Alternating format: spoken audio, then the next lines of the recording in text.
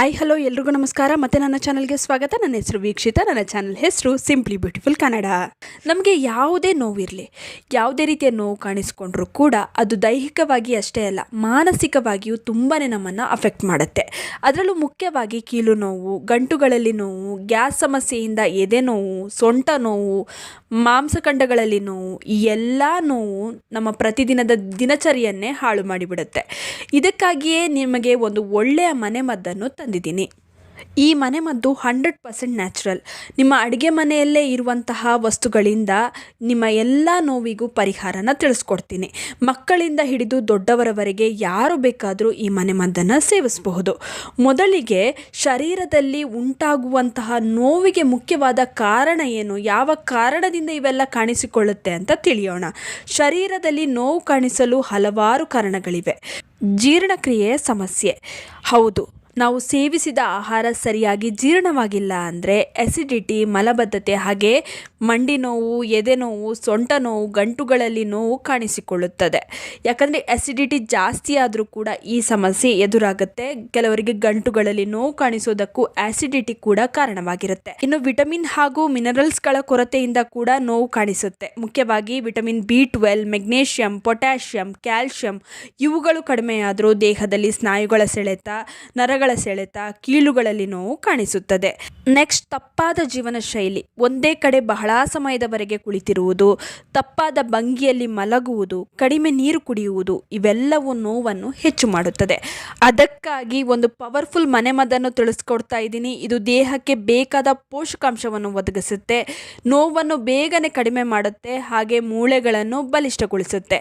ಮೊದಲಿಗೆ ಈ ಮನೆಮದ್ದನ್ನು ತಯಾರಿಸಲು ಓಂ ಕಾಳು ಬೇಕು. ಒಂದು ಬೌಲ್ಗೆ 4 ಚಮಚ ಓಂ ಕಾಳನ್ನು ಹಾಕಿ. ಓಂ ಕಾಳು ಬೇಗನೆ ನೋವನ್ನು ಕಡಿಮೆ ಮಾಡುವ ಶಕ್ತಿಯನ್ನು ಹೊಂದಿದೆ. ಜೀರ್ಣಕ್ರಿಯೆಯನ್ನು ಚೆನ್ನಾಗಿ ಮಾಡುತ್ತದೆ. ಇದರಲ್ಲಿ ಆಂಟಿ ಇನ್ಫ್ಲಮೇಟರಿ ಹಾಗೂ ಆಂಟಿ ಆಕ್ಸಿಡೆಂಟ್ ಪ್ರಾಪರ್ಟಿ ಇದೆ. ಇದು ಊತವನ್ನು ಕಡಿಮೆ ಮಾಡುತ್ತದೆ. ನೆಕ್ಸ್ಟ್, ಇದಕ್ಕೆ ಜೀರಿಗೆ ಬೇಕು. 2 ಚಮಚ ಜೀರಿಗೆನ ಹಾಕ್ತಾ ಇದ್ದೀನಿ. ಜೀರಿಗೆ ಹೊಟ್ಟೆಯ ಊತ ಹಾಗೂ ಅಜೀರ್ಣದ ಸಮಸ್ಯೆಯನ್ನು ಸರಿಪಡಿಸುತ್ತದೆ. ಕೀಲು ನೋವಿಗೆ ತಕ್ಷಣ ಪರಿಹಾರ ಒದಗಿಸುತ್ತದೆ ಹಾಗೂ ಬ್ಲಡ್ ಸರ್ಕ್ಯುಲೇಷನ್ ಅನ್ನು ಉತ್ತಮಗೊಳಿಸುತ್ತದೆ. ಇವಾಗ 1 ಚಮಚ ಸೋಂಪು ಕಾಳನ್ನು ತಗೊತಾ ಇದ್ದೀನಿ. ಇದು ಜೀರ್ಣಕ್ರಿಯೆಯನ್ನು ಚೆನ್ನಾಗಿ ಮಾಡುತ್ತದೆ. ಗ್ಯಾಸ್ ಹಾಗೂ ಎದೆ ಉರಿಯನ್ನು ಕಡಿಮೆ ಮಾಡುತ್ತದೆ. ಹೊಟ್ಟೆಗೆ ತಂಪನ್ನು ಒದಗಿಸುತ್ತದೆ. ನರಗಳಿಗೆ ಆರಾಮ ಒದಗಿಸುತ್ತದೆ.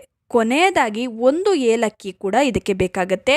ಏಲಕ್ಕಿ ಕೂಡ ಹಾಗೇನೆ ದೇಹಕ್ಕೆ ತಂಪನ್ನು ಒದಗಿಸುತ್ತದೆ. ಜೀರ್ಣಕ್ರಿಯೆಗೆ ಬಹಳ ಒಳ್ಳೆಯದು. ಒಂದು ಪ್ಯಾನ್ಗೆ ಎಲ್ಲವನ್ನು ಹಾಕಿ ಚೆನ್ನಾಗಿ ಹುರಿಯಿರಿ. 2 ರಿಂದ 3 ನಿಮಿಷ ಚೆನ್ನಾಗಿ ಹುರಿಬೇಕು. ನಂತರ ಇದು ತಣ್ಣಗಾದ ಮೇಲೆ ಮಿಕ್ಸಿ ಜಾರಿಗೆ ಹಾಕಿ ಪುಡಿ ಮಾಡ್ಕೊಳ್ಳಿ. ಈ ಪುಡಿಯನ್ನು ಏರ್ ಟೈಟ್ ಬಾಕ್ಸ್ನಲ್ಲಿ ಹಾಕಿಡಿ. ನಿಮಗೆ ಜಾಸ್ತಿ ಕ್ವಾಂಟಿಟಿನಲ್ಲಿ ಬೇಕಂದರೆ ನಾನು ಹೇಳಿರೋದನ್ನು ಡಬಲ್ ಕ್ವಾಂಟಿಟಿನಲ್ಲಿ ಹಾಕ್ಕೊಂಡ್ರೆ ಸಾಕು. ಅದನ್ನು ಮಾಡಿ ನೀವು ಒಂದು ಡಬ್ಬದಲ್ಲಿ ಸ್ಟೋರ್ ಮಾಡಿ ಇಟ್ಕೊಂಡ್ರೆ ಸುಮಾರು 3 ತಿಂಗಳವರೆಗೆ ಇದು ಕೆಡೋದಿಲ್ಲ. ಅದೇ ಏರ್ ಟೈಟ್ ಬಾಕ್ಸಲ್ಲಿ ಹಾಕಿಡಬೇಕು. ಪ್ರತಿದಿನ ಬೆಳಗ್ಗೆ ತಿಂಡಿಯ ನಂತರ ಉಗುರು ಬೆಚ್ಚಗಿನ ನೀರಿಗೆ ಅರ್ಧ ಚಮಚ ಈ ಪುಡಿಯನ್ನು ಹಾಕಿ ಚೆನ್ನಾಗಿ ಕಲಸಿ ಕುಡಿಬೇಕು. ನೋವು ತುಂಬ ಹಳೆಯದಾಗಿದ್ದರೆ, ಅಸಿಡಿಟಿ, ಅಜೀರ್ಣದ ಸಮಸ್ಯೆ ಇದ್ದರೆ ಪ್ರತಿದಿನ 2 ಬಾರಿ ಬೆಳಗ್ಗೆ ಊಟದ ನಂತರ ಹಾಗೆ ರಾತ್ರಿ ಊಟದ ನಂತರ ಸೇವಿಸಬಹುದು. ಈ ಮನೆಮದ್ದಿನಿಂದ ನರಗಳ ಸೆಳೆತ ಕಡಿಮೆಯಾಗುತ್ತದೆ, ಜೀರ್ಣಕ್ರಿಯೆ ಸುಧಾರಣೆಯಾಗುತ್ತೆ. ಏಲಕ್ಕಿ ಹಾಗೂ ಜೀರಿಗೆ ದೇಹದಲ್ಲಿ ಮಿನರಲ್ಸ್ಗಳ ಕೊರತೆಯನ್ನು ಕಡಿಮೆ ಮಾಡುತ್ತೆ. ಇದರಿಂದ ಸುಸ್ತು, ನಿಶಕ್ತಿ ಕಡಿಮೆ ಆಗುತ್ತೆ. ಇದರಿಂದ ರೋಗ ನಿರೋಧಕ ಶಕ್ತಿ ಹೆಚ್ಚಾಗುತ್ತೆ.